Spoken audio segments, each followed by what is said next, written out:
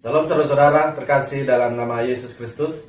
Selamat berjumpa kembali di dalam renungan harian kita pada hari ini. Kiranya damai dan sukacita tetap melimpah dalam kehidupan saudara, dan selalu ada semangat baru di dalam hidup saudara.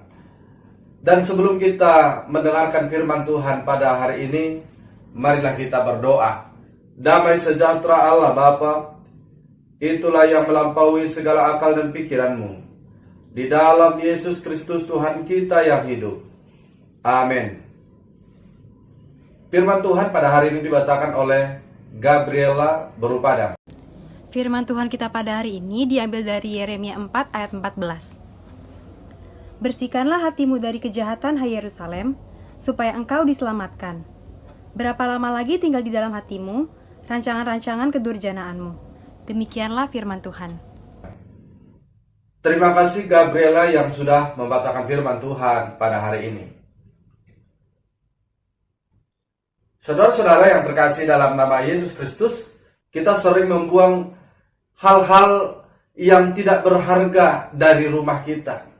Kita membuang barang-barang yang tidak terpakai lagi dengan tujuan supaya rumah kita bersih. Tetapi saudara-saudara, dari dalam diri kita juga ada sesuatu hal yang perlu kita buang. Apa itu saudara-saudara? Yaitu kejahatan. Rancangan-rancangan kejahatan di dalam hati kita itu harus kita buang. Dikatakan tadi di dalam firman Tuhan, Yeremia 4 ayatnya yang ke-14, buanglah dari hatimu kejahatan, hai Yerusalem, supaya engkau diselamatkan. Saudara terkasih, Allah berkata demikian kepada bangsa Israel bukan tanpa alasan.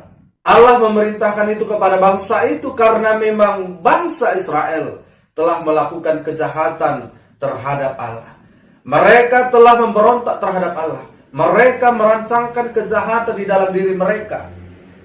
Sehingga Allah memerintahkan kepada mereka, buanglah dari hatimu kejahatan, supaya kamu diselamatkan. Saudara-saudara terkasih oleh Tuhan, hal itu seperti bola api bagi bangsa Israel. Kalau mereka tidak membuang kejahatan itu dari dalam dirinya, maka bangsa Israel akan mendapatkan hukuman dari Tuhan. Saudara-saudara, ini akan menjadi kunci hidup juga bagi kita yang hidup saat ini. Ternyata kalau kita masih menyimpan berbagai macam kejahatan dan rancangan-rancangan kejahatan di dalam diri kita, itu akan mempersulit kehidupan kita sendiri. Itu akan membuat Allah menjadi murka bagi kita. Sebab apa? Sebab setiap kejahatan dan rancangan-rancangan kejahatan yang kita pikirkan, itu akan melukai hati Tuhan. Oleh karena itu saudara-saudara, mari selalu memasukkan firman Tuhan di dalam diri kita, ke dalam hati kita, supaya kita bisa membuang setiap kejahatan ataupun rancangan kejahatan dari dalam diri kita. Maka dengan demikian, hidup kita akan menjadi lebih baik. Karena apa? Karena kita selalu diterangi oleh firman Tuhan. Dan itulah yang diinginkan Allah kepada bangsa Israel pada waktu itu. Dan itu jugalah yang diinginkan Tuhan kepada kita yang hidup saat ini. Memasukkan firman Tuhan ke dalam diri kita untuk membuang segala kejahatan-kejahatan dalam diri kita. Jangan pernah biarkan saudara-saudara kejahatan menyelinap ataupun memasuki ataupun berdiam diri di dalam kehidupan saudara, di dalam hati saudara.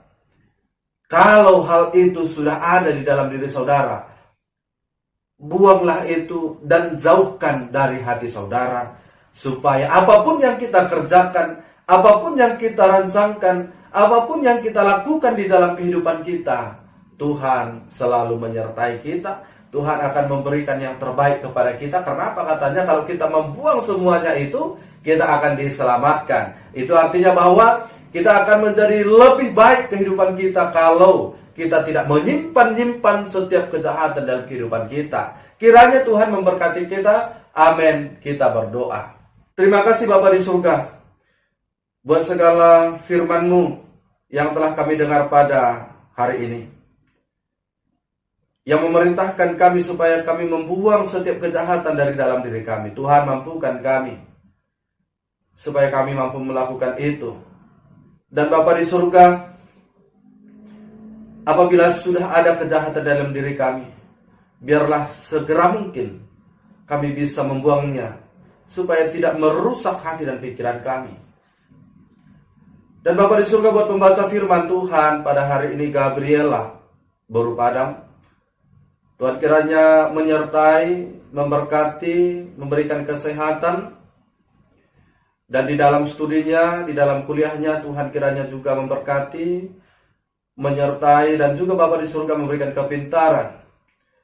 Dan biarlah Tuhan, dengan penyertaan Tuhan, studinya bisa lancar. Dan juga Bapa di surga bisa selesai dengan tepat waktu.